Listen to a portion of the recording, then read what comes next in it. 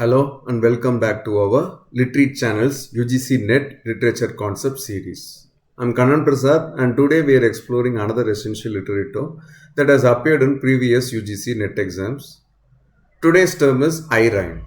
This term appeared in the January 2017 examination and falls under our poetic devices and forms cluster. Let's examine the term I-rhyme. The term combines I referring to visual perception and rhyme, the correspondence of sound between words.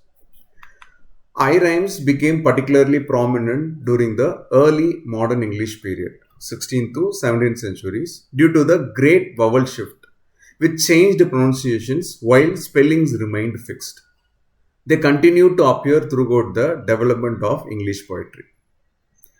While rhyming based on spelling rather than sound has existed since Middle English, the concept became more noticeable during Shakespeare's time. The term I-rhyme itself was coined much later in the 19th century as scholars began to systematically analyze poetic techniques and acknowledge the visual dimension of poetry on the page. Simply put, an I-rhyme is a rhyme that looks similar in spelling but sounds different when pronounced.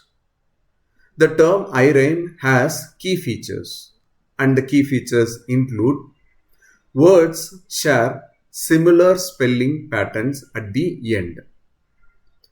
Pronunciation differs despite visual similarity. It often is seen as a result of language evolution and pronunciation changes. It works primarily on the visual rather than the auditory level. I-rhyme create expectations that are subverted when read aloud. For UGC NET, remember that I-rhymes are fundamentally based on spelling rather than sound, as correctly identified in the January 2017 question paper, which recognized love and move as an I-rhyme.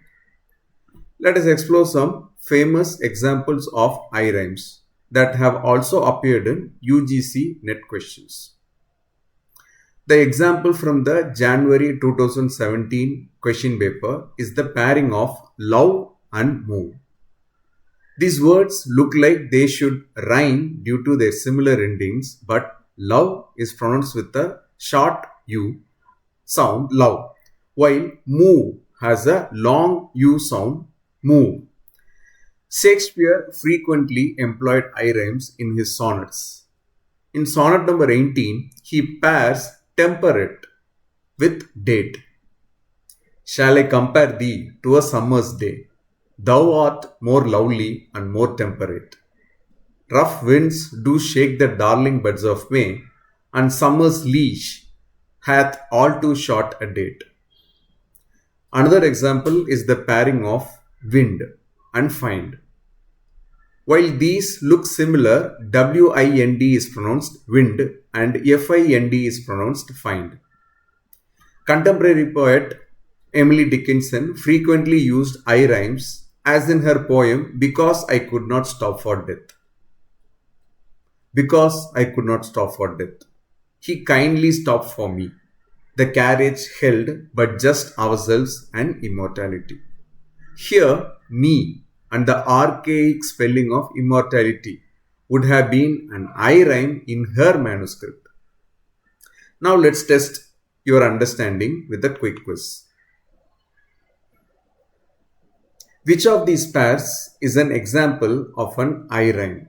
Option A, moon, Arjun, daughter and laughter.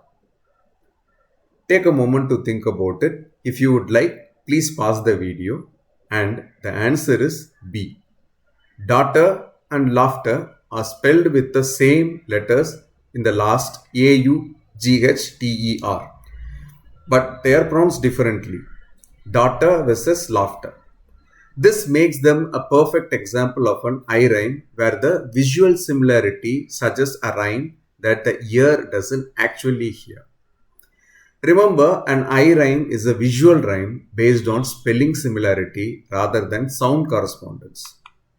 For your UGC NET exam, be prepared to identify I rhymes like love, move, and understand their function in poetry. In our next video, we'll explore another important concept or literary term.